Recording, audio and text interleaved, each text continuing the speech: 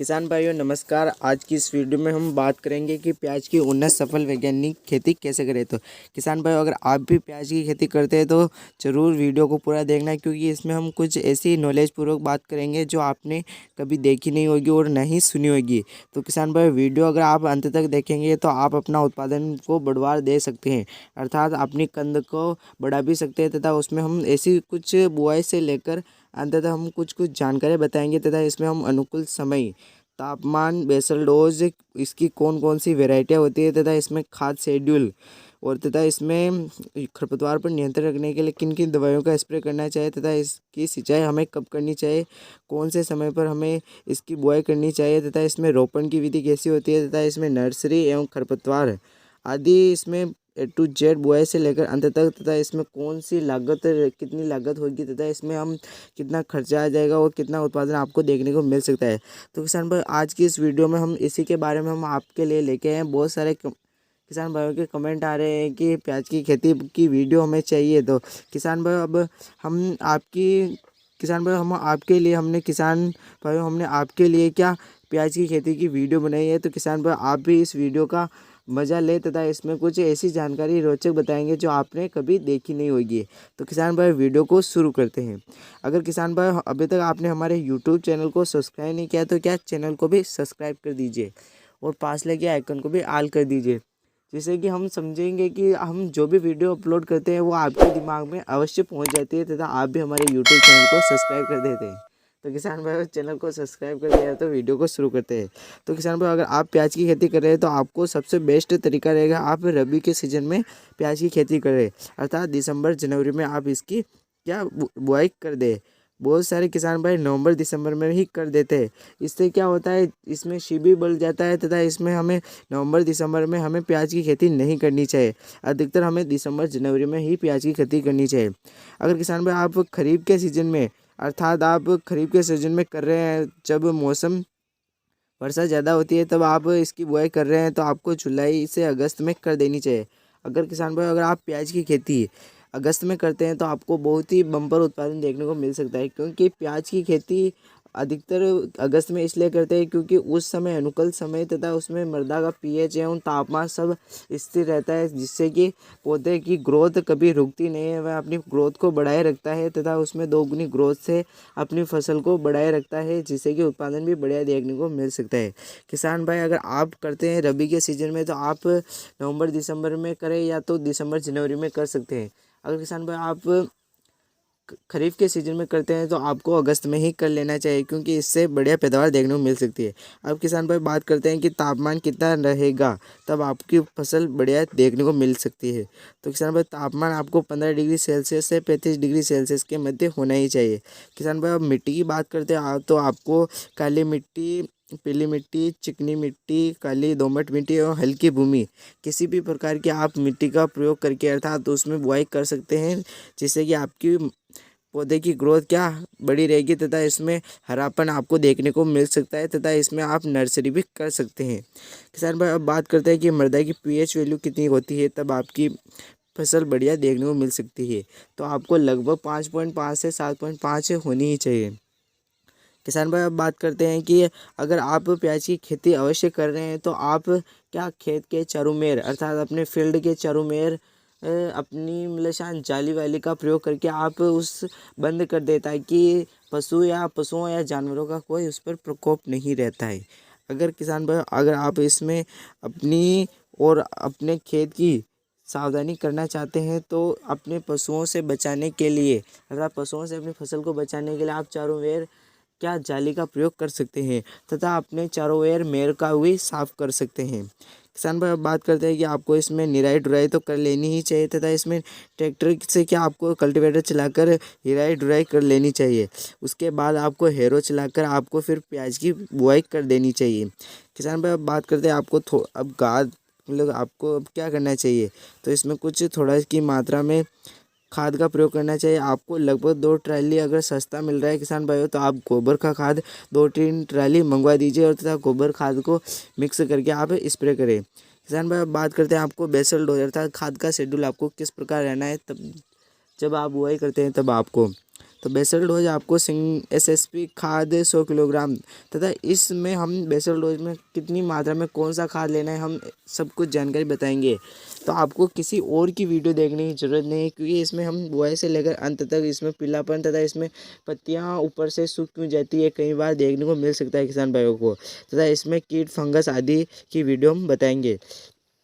तो आपको SSP खाद 100 किलोग्राम ले लेना है प्रति एकड़ की दर से, तथा यानी कि सिंगल सुपर फास्फेट। और MOP आपको 30 किलोग्राम तथा DAP 50 किलोग्राम। और गोबर की खाद अगर आपको सस्ती मिल रही है तो किसान भाई आप 2 ट्रैली मंगवा दीजिए या 3 ट्रैली। आप इन तीनों का मिक्स अर्थात शेड्यूल बना के आप इनको मिक्स करके वेड विधि से, अगर किसान भाई अगर आप वेड विधि से करते हैं तो आपको 4-5 दिन में क्या सिंचाई का अंतराल रखना है। अगर किसान भाई अगर आप क्यारा बनाकर करते हैं तो आपको 10 से 10 दिनों में आपको अंतराल रख लेना चाहिए।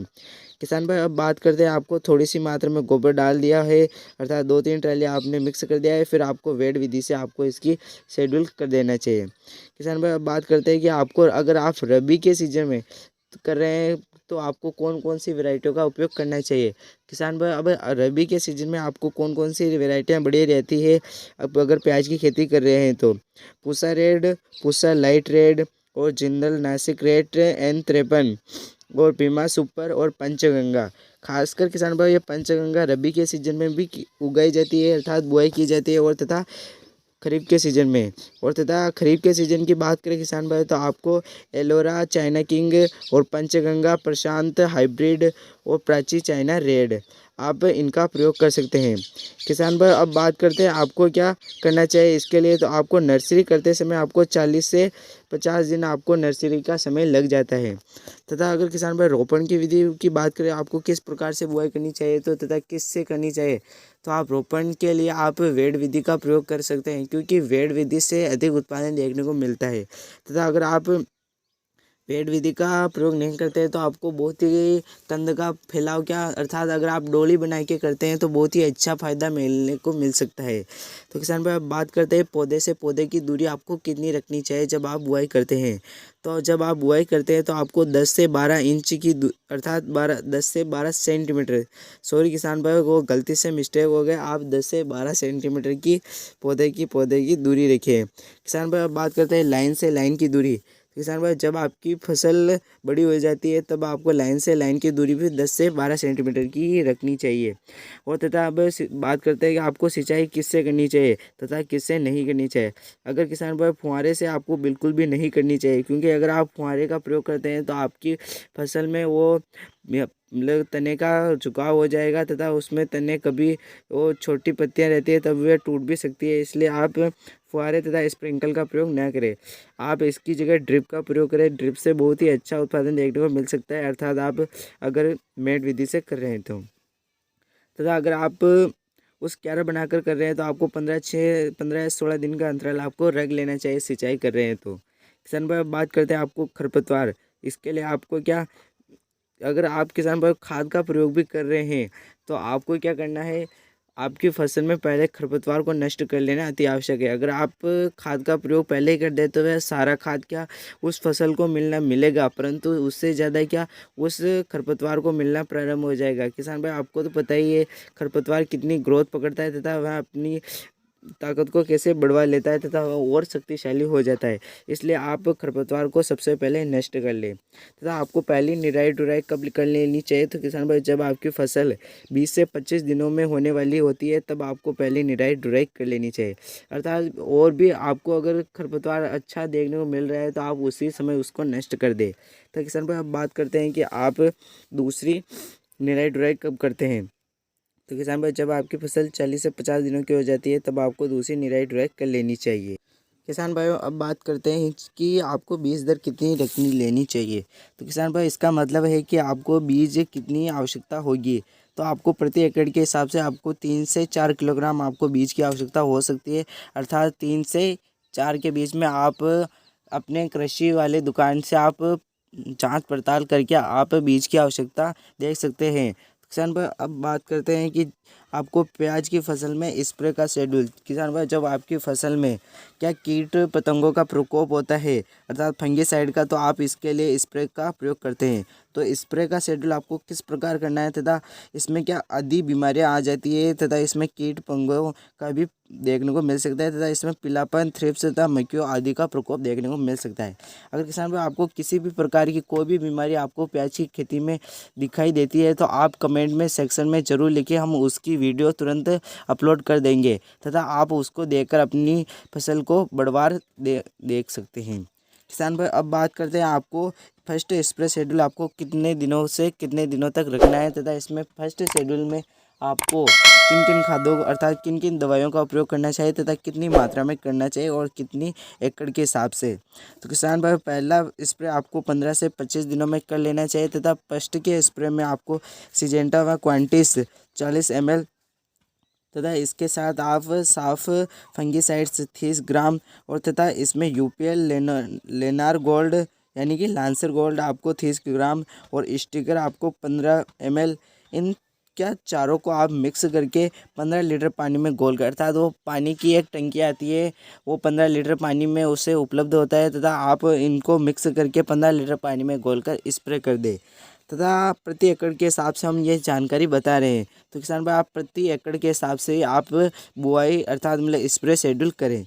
किसान भाई, अब दूसरा स्प्रे आपको कब करना चाहिए, तो जब आपकी फसल 35 से 45 दिन की हो जाती है तब आपको सेकंड स्प्रे कर लेना चाहिए तथा सेकंड स्प्रे में आपको किन किन दवाइयों का स्प्रे करना चाहिए, तो इसमें आपको कार्डफ्लिक 10 ग्राम तथा लेम्बा साइक्लोथ्रिन 30 ग्राम तथा एमिस्टर टॉप 20 ml तथा स्टिकर आपको 15 ml तथा इन क्या चारों का आप गोल बनाकर स्प्रे कर दे तथा जिससे कि खरपतवार अर्थात इसमें कुछ दवाइयाँ तथा कीट पंगों भी नष्ट हो जाएंगे तथा अब आपको किसान भाई आपको इतना ज़्यादा स्प्रे शेड्यूल नहीं करना चाहिए क्योंकि इसमें बहुत ही कम दवाई अर्थात इसमें बहुत ही कम कीट पतंगों को देखने को मिलता है, तो आप इसमें कम स्प्रे शेड्यूल ही रख सकते हैं। तथा अब किसान भाई, अब हम बात करते हैं जब आपकी फसल में खाद शेड्यूल की ज़रूरत पड़ती है तथा आप खाद शेड्यूल किस प्रकार का बनाए रखें। तो किसान भाई, अब बात करते हैं खाद शेड्यूल। प्याज की फसल आपको तो पता ही है किसान भाइयों कि यह एक कंद वर्गीय फसल है। इसके लिए हमें सल्फर, नाइट्रोजन, फास्फोरस, पोटास आदि की ज़रूरत इस फसल को समय समय पर पड़ती है। अगर किसान भाई आप समय समय पर इस पौधे की अर्थात इन फसलों को अर्थात किसी भी प्रकार की फसलों को अगर आप समय समय पर पोषक तत्वों को प्रदान नहीं करते हैं तो वह अपनी ग्रोथ को नहीं पकड़ती है तथा अच्छा आपको उत्पादन देखने को नहीं मिल सकता है। तो किसान भाई, फसल को जिस भी प्रकार की कोई भी तत्व की ज़रूरत होती है तो हमें समय समय पर वो उपलब्ध करानी चाहिए, जिससे कि दूसरों के अलावा हमें बढ़िया उत्पादन देखने को मिल सकता है। तथा इसमें क्या होता है, सल्फर एक बहुत ही अच्छा क्या तत्व होता है जो पौधे को बहुत ही रोगों से लड़ने की क्षमता प्रदान करता है तथा उसमें जड़ों का विकास करता है। किसान भाई, क्या प्याज की फसल एक यह जड़ के अंतर्गत ही आती है तथा यह ज़मीन में भी उगने वाली फसल होती है, इसलिए यह जड़ के अंतर्गत गिनी जाती है। तो इसमें हमें क्या प्याज में क्या इसमें सल्फर के लोगों लेने की क्षमता को प्रदान करता है। तो किसान भाई, सल्फर का प्रयोग हमें अवश्य ही कर लेना चाहिए तथा इसमें फर्स्ट खाद के रूप में आपको किन किन खादों का प्रयोग करना चाहिए तथा कौन सा खाद कितनी मात्रा में करना चाहिए, तो हम बताते हैं। तो फर्स्ट खाद के रूप में आपको 20 से 25 दिन, जब किसान भाई आपकी फसल अर्थात प्याज की फसल 20 से 25 दिन की हो जाती है तब आपको फर्स्ट स्प्रे कर देना चाहिए अर्थात फर्स्ट खाद का शेड्यूल डाल देना चाहिए। और फर्स्ट खाद के रूप में आपको NPK 10-26-26 आपको 50 किलोग्राम अर्थात आपको आधा क्विंटल आपको प्रयोग कर लेना चाहिए तथा इसके साथ आपको यूरिया 45 किलोग्राम और इसके साथ आपको माइक्रो न्यूट्रिएंट्स 5 किलोग्राम, इन तीनों को आप मिक्स करके जड़ों के पास देकर सिंचाई कर दीजिए। तथा अब आप बात करते हैं किसान भाई, जब आपकी फसल में सेकंड खाद की ज़रूरत होती है तथा सेकंड खाद के रूप में आपको किन किन खादों का प्रयोग करना चाहिए। तो सेकंड खाद में आपको जब आपकी फसल 40 से 45 दिन की हो जाती है तब आपको सेकंड खाद का प्रयोग करना चाहिए। सेकंड खाद के रूप में आपको ह्यूमिक एसिड 1 किलोग्राम तथा सल्फर आपको 5 किलोग्राम और यूरिया खाद आपको 30 किलोग्राम, इन तीनों को मिक्स करके आप जड़ों के पास सिंचाई कर दीजिए। तथा किसान भाई, आप सोच रहे होंगे कि इसमें सेकंड खाद के रूप में आपने यूरिया खाद का नाम क्यों नहीं लिया। तो किसान भाई, अब हम बात करते हैं कि अगर आप हर बार उन्हीं खादों का प्रयोग करते हैं तो क्या पौधा इतनी ग्रोथ नहीं पकड़ता है जितने हम सोचते हैं। तो किसान भाई जब अपनी पैदावार को बढ़ाने के लिए हम कुछ भी कर सकते हैं, अर्थात अपनी पैदावार को बढ़ाने के लिए हम क्या क्या करते हैं तथा बहुत सारे किसान भाई इसके लिए विभिन्न खादों एवं दवाइयों का स्प्रे करते हैं तथा फुटाव के लिए इसमें बहुत सारे किसान भाई केगरे अर्थात चने की खेती में भी फुटाव के लिए वीडियो अपलोड करते हैं तथा इसकी कटिंग के लिए। तो किसान भाई आप इन दवाइयों के लिए अर्थात अगर आप सही समय पर अगर इन दवाइयों का अर्थात खादों का स्प्रे करते हैं तो बहुत ही बढ़िया उत्पादन देखने को मिल सकता है। अर्थात हमने इन खादों का सेकंड बार उपयोग नहीं किया, क्योंकि अगर आप उन्हीं खादों का बार बार उपयोग करते हैं तो उत्पादन अर्थात फसल इतनी ग्रोथ नहीं पकड़ता है। इसलिए हमें समय समय पर विभिन्न खादों को बदल लेना चाहिए। अर्थात बहुत सारे किसान भाई जिस प्रकार एक ही खेत में एक साल इस बार फसल का उपयोग कर लिया तो अगली बार दूसरी फसल की बुआई करते हैं, उसी प्रकार हमें भी खाद का एक बार प्रयोग कर लेने के बाद दूसरी बार बहुत ही कम बार करना चाहिए। किसान भाई अब बात करते हैं, जब आपकी फसल में अलग अलग कीट पतंगों का प्रकोप होता है तो आपको क्या कर लेना चाहिए। और किसान भाई हम जो भी जानकारी बताते हैं वह हम प्रति एकड़ की दर से बताते हैं तो आप 1 बीघा की अर्थात 1 बीघे के हिसाब से आप इसकी ध्यान न रखें, अर्थात प्रति हेक्टेयर की हिसाब से न करें। अगर किसान भाई हम बात करते हैं प्रति एकड़ में आपको क्या क्या होता है, 43,560 स्क्वायर फीट होता है। अब किसान भाई बात करते हैं उत्पादन आपको कितना देखने को मिल सकता है, तो आपको प्रति एकड़ उत्पादन 30 से 130 से यानी कि 130 से 150 क्विंटल आपको उत्पादन देखने को मिल सकता है। किसान भाई अब बात करते हैं कि अगर आप प्याज की फसल करते हैं अर्थात 1 एकड़ में प्याज की खेती करते हैं तो आपको लागत कितनी होगी, तो 25 से 30 हज़ार आपको लागत लग सकती है। क्योंकि किसान भाई आप सोच रहे होंगे कि 25-30 हज़ार की लागत नहीं हो सकती है, क्योंकि किसान भाई कैसे नहीं हो सकती है, आप ही बता दीजिए किसान भाई। अगर हम बुआई से लेकर अगर अंत तक हम इसमें स्प्रे शेड्यूल या खाद शेड्यूल तथा इसमें विभिन्न प्रकार के कीट पतंगों कोई सी भी बीमारी आ जाती है तथा हमें उसे उपयोग करने के लिए अर्थात उसको नष्ट करने के लिए हमें कि विभिन्न प्रकार की दवाइयों का स्प्रे करना पड़ता है, वरना हमारी फसल पूरी बर्बाद हो जाती है। इसलिए हमें कुछ भी करके यानी कि आपको लगभग 10-15 हज़ार का खर्चा आपको देखने को मिल सकता है। तो किसान भाई अब बात करते हैं कि आपको इसमें यह कितने महीने की होती है तथा इसमें कितना खर्चा तथा बात कर लिया। अब इसमें बात करते हैं आपको कितना उत्पादन देखने को मिल सकता है।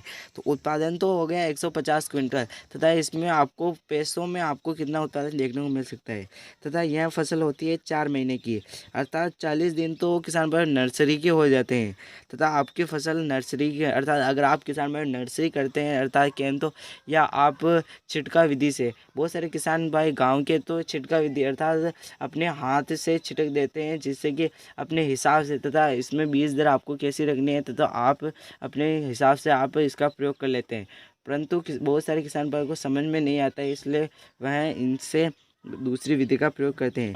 तो 40 दिन नर्सरी के हो जाते हैं तथा इसमें 90 दिन हार्वेस्टिंग हो जाते हैं, अर्थात कुल मिला के कितने हो जाते हैं, लगभग 130 से 135 दिन में यह फसल तैयार हो जाती है। तो किसान भाई अगर आप भी प्याज की खेती कर रहे हैं तो आपको बहुत ही सावधानी पूर्वक करनी पड़ती है। किसान भाई अगर जब आपकी 50 दिन पहले ही आपको नर्सरी कर लेनी चाहिए, क्योंकि अगर आप नर्सरी बाद में करते हैं तो आपको बहुत ही समय बर्बाद हो जाता है, यानी कि लगभग आपके 2 महीने बर्बाद हो जाते हैं। इसलिए आप इस पहले ही अर्थात आपको पता है कि हम प्याज की बुआई करेंगे तो आप पहले से ही प्याज की क्या नर्सरी कर लेनी चाहिए। अब किसान भाई बात करते हैं आपको अगर नर्सरी करने वाले पौधों की अगर जड़ों की ज़रूरत होती है, अर्थात जब आप नर्सरी करते हैं अगर आप किसी दूसरे यहाँ से अगर आप पौधे को लाते हैं अर्थात कहें तो या आप नर्सरी खुद करते हैं तो आपको इसमें यूपीएल साफ फंगिसाइड 10 लीटर पानी में घोलकर आपको क्या स्प्रे कर देना है, अर्थात 10 लीटर पानी में 50 ग्राम को घोलकर आपको जड़ों के में डुबो कर अर्थात उन पौधों को की जड़ों को आपको क्या उस 10 लीटर वाले तथा 50 ग्राम वो जो शेड्यूल बनाए हैं आप उसमें क्या जड़ों को डुबो कर आप पौधे की रुपाई कीजिए, जिससे कि लगभग 5-10 दिनों में आपका पौधा इतनी ग्रोथ पकड़ लेगा कि जितना आप सोच भी नहीं सकते। अब किसान भाई बात करते हैं आपको कितना मुनाफा देखने को मिल सकता है, अर्थात इसमें कुछ कितनी लागत होती है तथा इसमें कुल आपको कितना लाभ पहुँच सकता है। किसान भाई अब बात करते हैं कि मुनाफा, मान लो किसान भाई भाव है 15 का अर्थात 15 प्रति किलो, तो किसान भाई अगर हम बात करते हैं 1 क्विंटल तो 15 × 100 बराबर आपको कितना हुआ उत्पादन 1500 तथा इसमें तथा इसमें 1 क्विंटल को आपको कितना उत्पादन देखने को मिल रहा है, 1500 रुपये। अगर किसान भाई कुल कितनी उपज होती है, 150 क्विंटल, अर्थात 1 क्विंटल में 1500, तो 1500 इंटू 150 क्विंटल, तो आपको कुल कितना रुपए का फ़ायदा हो रहा है, अर्थात कितना लाभ हो रहा है, तो 2,25,000 आपको प्रति एकड़ की दर से आपको लाभ हो रहा है। किसान भाई हमने यह 15 प्रति किलो की दर से बताया है। अगर किसान भाई बहुत बार तो 50 का भी होता है, बहुत बार 10 का भी होता है, तो हमने बिल्कुल कम रेट में आपको बहुत ही अच्छा बताया है। किसान भाई अब बात करते हैं मुनाफा और लागत को हम घटा लेते हैं, तो आपको शुद्ध लाभ प्रति एकड़ की दर से आपको कितना उत्पादन हो रहा है। तो अगर हम मुनाफा की बात करें तो आपको मुनाफा कितना हुआ, 2,25,000। इसमें से आपको 30,000 यानी कि लगभग कुल मिला के 20,000 आप घटा ले, तो आपको लगभग 2 लाख आपको उत्पादन देखने को मिल सकता है। अर्थात प्रति एकड़ की दर से आपको 2 लाख रुपए देखने को मिल सकते हैं। किसान भाई आपको शुद्ध लाभ कितना मिला, 2 लाख। अब किसान भाई अब बात करते हैं कि अगर आपने प्याज की खेती कर रहे हैं तो कमेंट सेक्शन में ज़रूर कोई भी बीमारी अर्थात इसमें कोई भी आपको कोई भी समस्या हो प्याज की खेती में, तो कमेंट सेक्शन में ज़रूर लिखें तथा इसमें हम तुरंत आपको वीडियो अपलोड कर देंगे। आपको जिस भी प्रकार की कोई भी समस्या होगी, तो जिन किसान भाइयों ने वीडियो को एंड तक देखा है उन्हें दिल से धन्यवाद। और मैं उम्मीद करूँगा कि ये वीडियो आपको बहुत ही अच्छा लगा हुआ होगा। तो किसान भाई अगली वीडियो में तुरंत मिलता है। जय जवान जय किसान और धन्यवाद। और किसान भाई एक बात तो कहना ही मैं भूल गया कि अगर अभी तक आपने हमारे YouTube चैनल को सब्सक्राइब नहीं किया तो चैनल को भी सब्सक्राइब कर दीजिए। धन्यवाद।